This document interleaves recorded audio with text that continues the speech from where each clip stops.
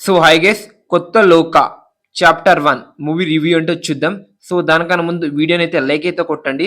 Movie యొక్క basic story ఏంటంటే, ఒక ఊరికి కొత్త ఆమె వస్తుంది. తన పేరు వచ్చేసరికి చంద్ర. సో తను చేసే యాక్టివిటీస్ కావచ్చు, తను చేసే పని తెలుసుకోవాలని, ఎదురింటిలో ఉన్న సన్ని తెలుసుకోవాలని ఉంటాడు. ఇదే బేసిక్ స్టోరీ అని చెప్పొచ్చు మూవీది. సో ఓవరాల్‌గా సినిమా ఎలా అనిపించిందంటే, చెప్తున్నా కదా, ఇంటర్వల్ చాలా బాగుంది. అంతే, ఇంకేం నాకైతే నచ్చలేదని చెప్పొచ్చు.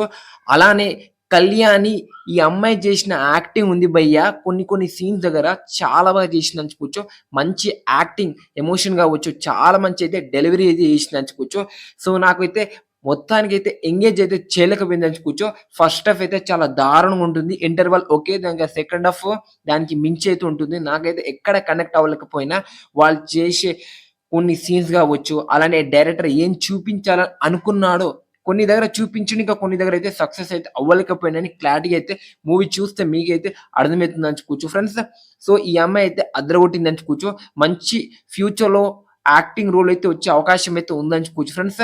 సో మూవీ ఒక బేసిక్ స్టోరీ విన్న తర్వాత మీకైతే కొంచెం ఇంట్రెస్ట్ అయితే కలగొచ్చు. కానీ మూవీ చూస్తుంటే మీకైతే అర్థమవుతుందని చెప్పుకోవచ్చు. సో ఈ సినిమా వచ్చేసరికి డబ్బింగ్ వచ్చేసరికి నిన్ననే థియేటర్‌లో అయితే రిలీజ్ అవ్వడం అయితే జరిగిందని చెప్పుకోవచ్చు ఫ్రెండ్స్. చెప్తున్నా కదా, చూస్తే ఆ ఒరిజినల్ లాంగ్వేజ్‌లోనే చూడండి. లేకపోతే వద్దు. అసలకి డబ్బింగ్ అయితే చాలా దారుణంగా అయితే ఉందని చెప్పుకోవచ్చు. నేనైతే ఎక్కడైతే కనెక్ట్ అయితే అవ్వలేకపోయానని చెప్పుకోవచ్చు. అలానే సీజీఐ కావచ్చు, కొన్ని దగ్గర ఎడిటింగ్ చాలా బాగుంది.